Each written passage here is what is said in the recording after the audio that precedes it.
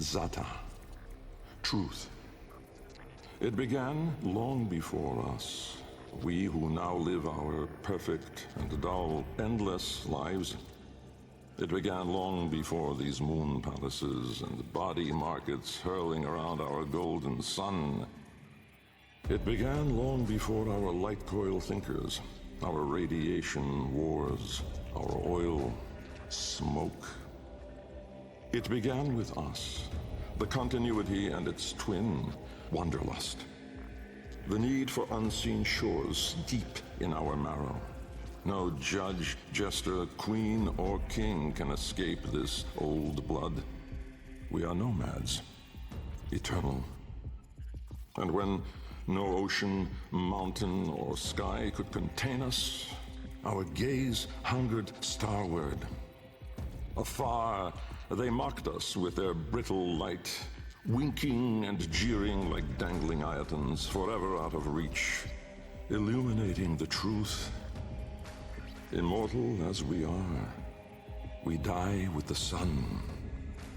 That's where I come in.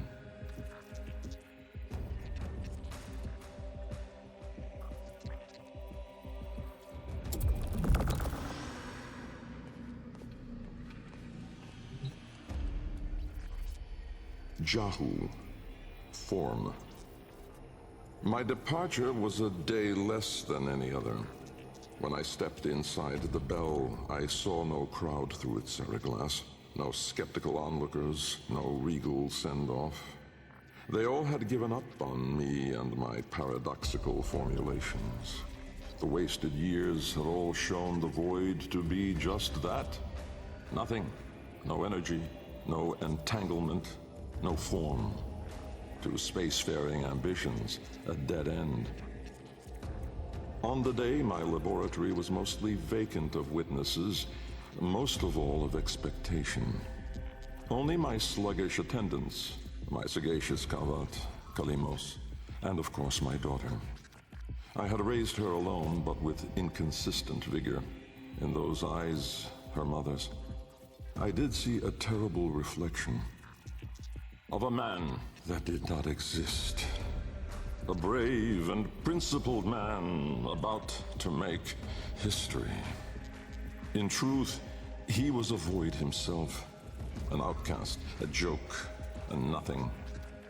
Driven by my humiliation, failure had made me bitter and reckless. I would dive into the depths myself to prove them all wrong. I gave the signal. My daughter grasped the lever. Kalemos then belted out a desperate, rasping growl. But it was too late.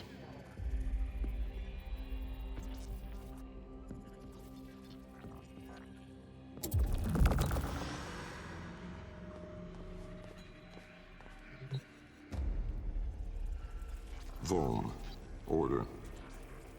The calipers yawed open the wall between worlds, stretching there a black trapezoidal gap. A door, a mouth.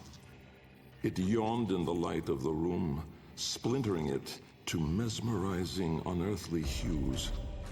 And I, inside the bell, dropping obliquely toward it from my gallows.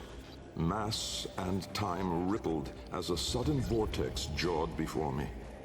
My head was vapor, my feet lodestone. The bell around me flexed like a rat paralyzed in a winding, gulping snake.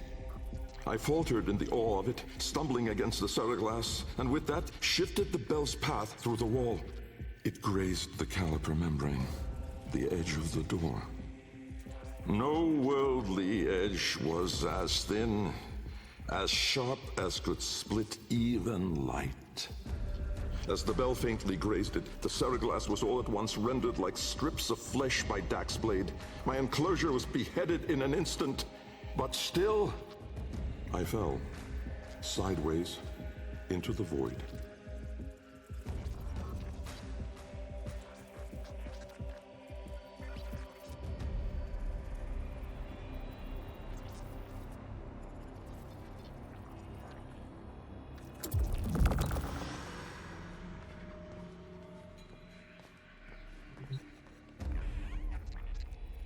Thas.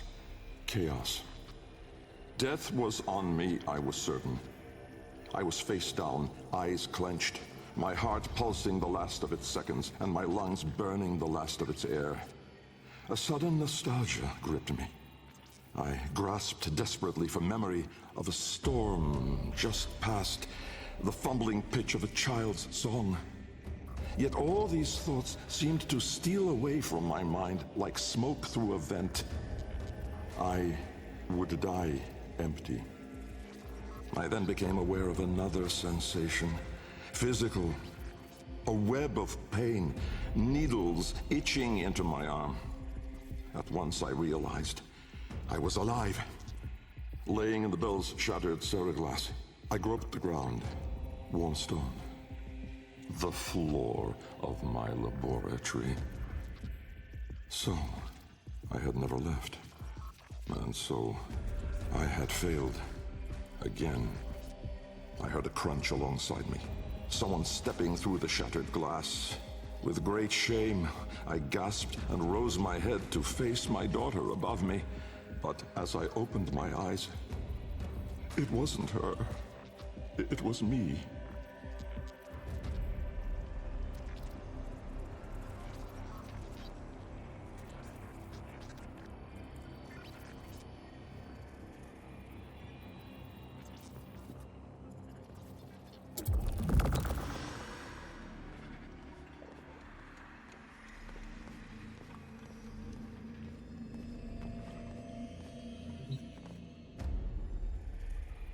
Riss.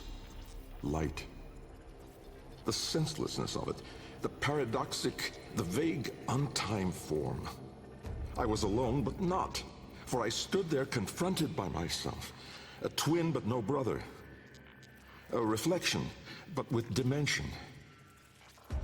Behind him, no horizon, but a vast broiling sea of caustic light pierced at random by black pin stars. And closer, around me, a gale of flowing vapor, profane in color, billowing relentlessly into the nascent lack, seeking all directions.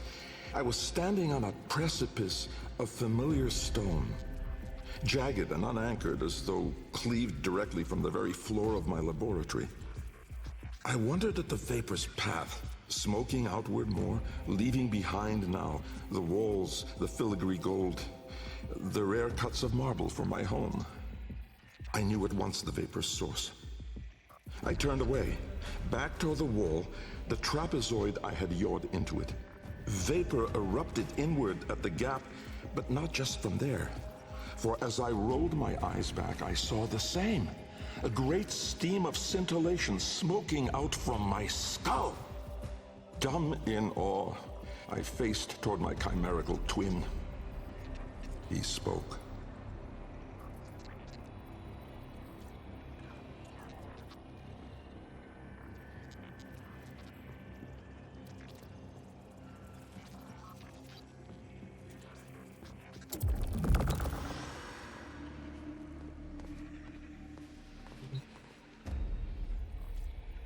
Kra, time.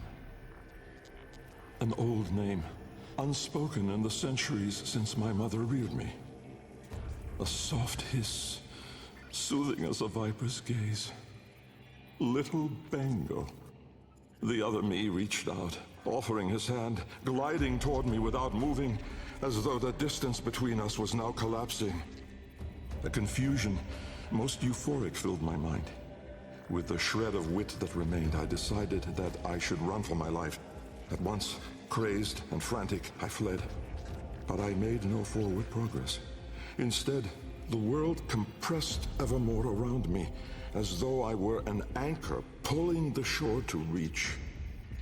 When I arrived at the door, or rather, the door arrived at me, I howled, hurling myself inside, out. And then and there I was, lost and unlost, howling on the floor in harmony with my wretched Kalimos, lacerated in flesh and heart, scattered as the bell glass, spilling blood and stomach on the cold stone floor. But I sensed the other there, at the wall's breach behind me, reaching still. I screamed, but my voice was gone. Forever. I looked, but my eyes would never see again.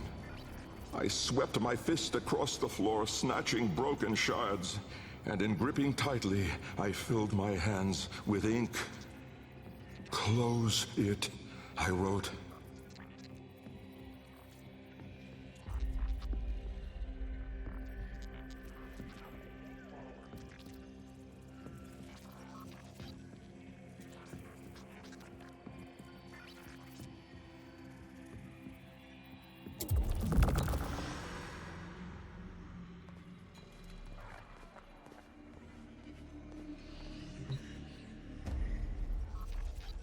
Netra.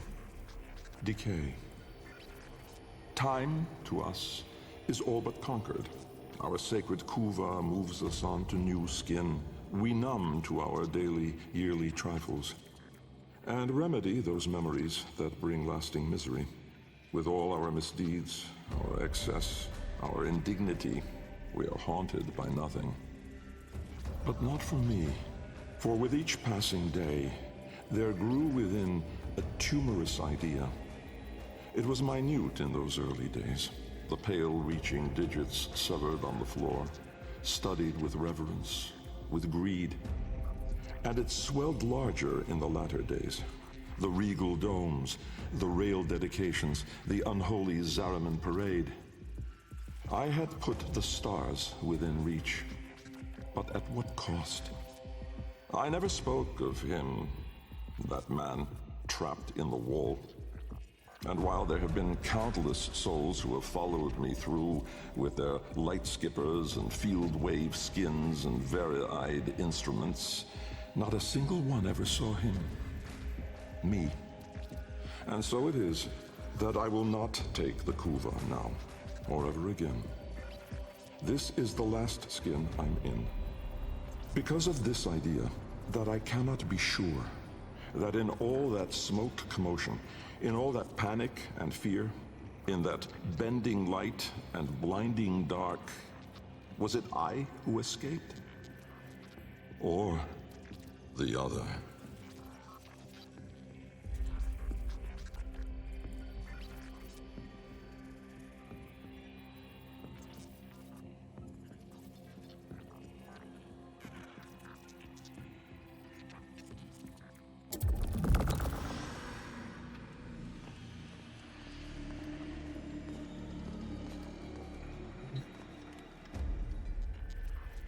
Lok, void. From brooding gulfs are we beheld by that which bears no name. Its heralds are the stars it fells, the sky and earth aflame. Corporeal laws are unwrit as suns and love retreat. To cosmic madness, laws submit, though stalwart minds entreat. In luminous space, blackened stars they gaze, accuse, deny. Roiling, moaning, this realm of ours in madness lost shall die. Carrion hordes trill their profane accord with eldritch plans. To cosmic forms from tangent planes, we end as we began.